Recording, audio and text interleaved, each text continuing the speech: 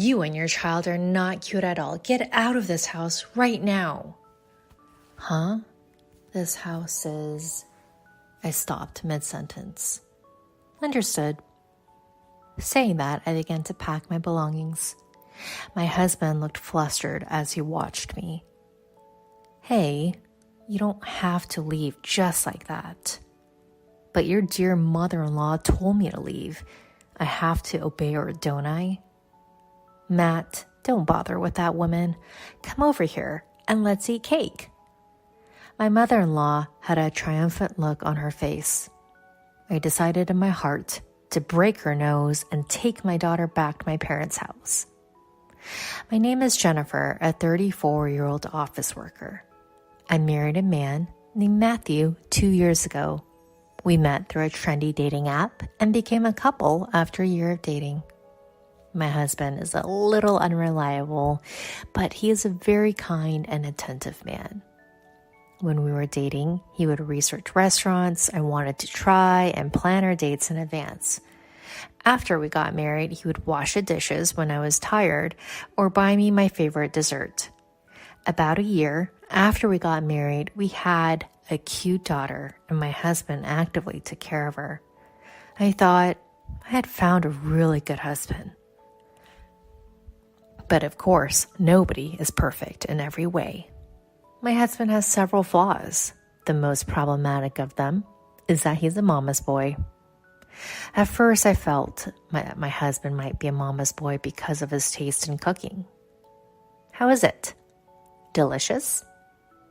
It's pretty good, but my mom's was a bit richer, I think. Huh?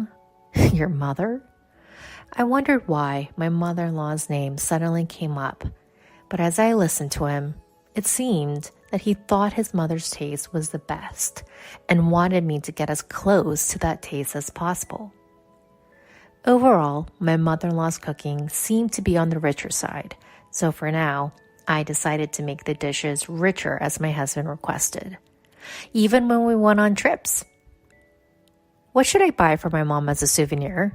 He would say.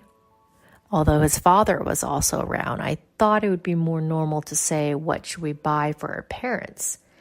But my husband always started with, for my mom. I think it's good to take care of one's mother and that there are quite a few mama boys out there. But I would later find out that my husband's attachment to his mother went beyond the normal range. I think we should live with my mom. Wait, what?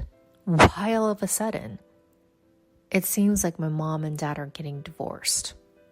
What? Really? Apparently, it's because of my dad's infidelity. Oh no. My father-in-law seems so kind, but I guess you can't judge a book by its cover. It's so sad to leave my mom alone, and if we live together, she can help take care of our daughter. That might be true. I'm on parental leave now, but if my mother-in-law supports us, I might be able to return to work sooner. But I was a little worried. Does my mother-in-law like me? Can we get along well if we live together? I talked to my husband about my honest feelings. Then my husband said, "Don't worry, it'll be fine. My mom was praising you, Jennifer." My mother-in-law had praised me. I was happy to hear that and thought we might be able to get along well living together. However, I quickly realized that my thinking was naive. My mother-in-law moved into the apartment we lived in and suddenly started treating me rudely. I can't believe you get to live in such a nice apartment. It's annoying. Huh? Don't you ever forget that you have this life thanks to my son? I didn't understand why she was yelling at me.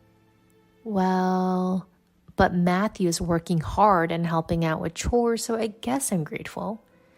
Since my mother-in-law's claim wasn't entirely wrong, I quietly replied, "Yes, I'll keep that in mind." At least you're obedient. That's good. From then on, my mother-in-law would yell at me whenever something bothered her. You're supposed to put sauce on fried eggs. Why is there soy sauce? The bath temperature is so lukewarm. Set it hotter, please. Why isn't there any ice cream after a bath? Make sure to replenish it. No, do it all yourself. Besides, the reasons for getting angry are too trivial. Despite being home all day, my mother-in-law barely does any housework. I had hoped that she'd be more cooperative in taking care of our 1-year-old daughter, but she only does it when she feels like it and quickly loses interest. And after living together, I found out that my mother-in-law's overprotectiveness toward her son was even worse than Matthew's attachment to his mother. Matthew, how was work today? It was really tough. My boss was a bit on edge because we were so busy, so I had to be careful. Oh my, that's unforgivable. Should I protest against the company for allowing power harassment? Really? Over that? It's okay, Mom. We have to have a big heart and forgive. Oh, what a kind child you are, just like an angel. No, calling a man in his 30s an angel? Haha, thanks, Mom, but if I can't stand it anymore, I'll count on your help. Of course. No, that's too pitiful for the boss. To be protested for power harassment based on Matthew's mood? I immediately regretted living with my mother-in-law. I felt like I would go crazy if I stayed with her all the time. So I decided to put my daughter in daycare and return to work. Why do you have to work too? She got angry, but when I said, but you can spend your day alone at home, right? It seemed she felt there was some merit to it. Don't neglect your housework. She only said that and didn't get any angrier. Good grief, she's such a troublesome person. I never know what will set her off. After that, my stress was somewhat reduced as I started working and spent less time with my mother-in-law. But a problem arose about a year after we started living together. That day happened to be my daughter's 2nd birthday. We prepared a cake, gifts, and held a birthday party for her as a family. But my daughter had entered the terrible 2s a little while ago. It's safe to say that it was at its peak during the birthday party. Come on, here's a present, open it up. She handed my daughter the present while saying that. No, my daughter said, batting the present away. My mother-in-law was surprised, but she held back this time, thinking that if the present didn't work, maybe the cake would. She scooped up a bite with a fork and tried to feed my daughter. Here, it's your favorite shortcake. But yet again, my daughter said, no, and swatted the cake away with her hand. Then the cream flew and landed on my mother-in-law's forehead. The short-tempered mother-in-law flipped out at my 2-year-old daughter. Enough already, you're getting carried away because I'm being nice to you. My daughter started crying as she was suddenly yelled at. What are you doing? She's scared. I quickly hugged my daughter and protected her. Shut up, what an unlovable grandchild. Well, then you're an immature grandmother. What did you say? Normally, a grown-up wouldn't say such words to a 2-year-old. Shut up, you're such a cheeky daughter-in-law. Can't you fix that attitude of yours? As we argued, my husband joined in. Cut it out, don't insult my mom. Huh? You're siding with your mother in this situation? You should be protecting your daughter. We can have more kids, but I only have one mom in this world. You're the worst. What a trashy thing to say as if it's a wise quote. Hey, don't talk bad about Matthew. Neither you nor my grandchild are cute. Get out of this house. Huh? This house is... I stopped myself from finishing that sentence. Understood. I started packing my things. My husband watched, flustered. Hey, you don't have to leave. But your precious mother told me to leave. I must obey, right? Matthew, don't bother with that woman. Come here and just eat cake with me. My mother-in-law had a smug look on her face. I vowed to break her nose, took my daughter, and went back to my parents' house. I ignored the several calls from my husband. I made preparations and sent him the divorce papers. He seemed to have filled them out as he sent them back. I submitted them to the city office right away. Then I called my ex-husband. I submitted the divorce papers, so thank you for filling them out.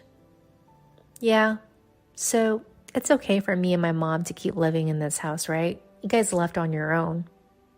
Sure, as long as you pay the rent. Ha! Of course. This is the apartment you rented, so when you left last time, I was worried.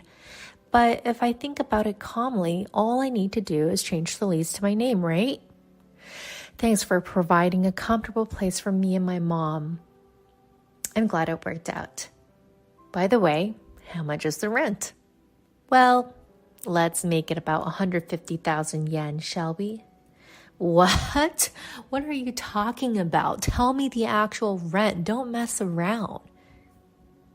I'm not joking. That's because I'm the owner of the place.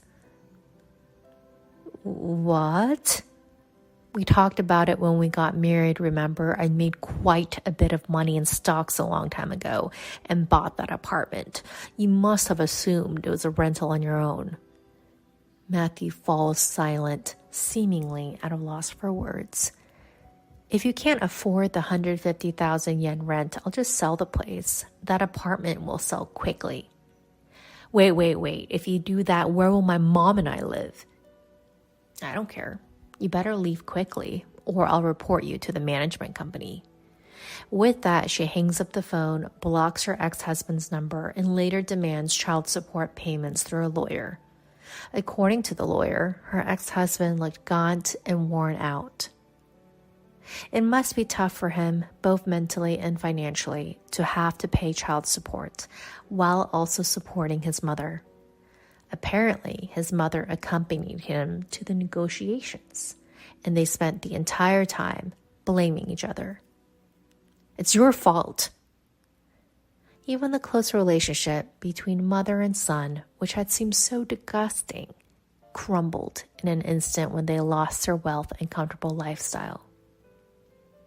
Perhaps their bond was superficial all along. In any case, it's not her problem anymore. On the other hand, Jennifer sold the apartment for a surprisingly high price, saved all the money for her daughter's upbringing, and now works hard while living with her parents. She wants to find love again someday, but for now, her top priority is to earn as much money as possible for her beloved daughter. She also vows to learn from her former mother-in-law's example and not become overly intrusive in her daughter's life. Thank you for watching until the end. If you liked it, please subscribe to the channel. See you in the next video.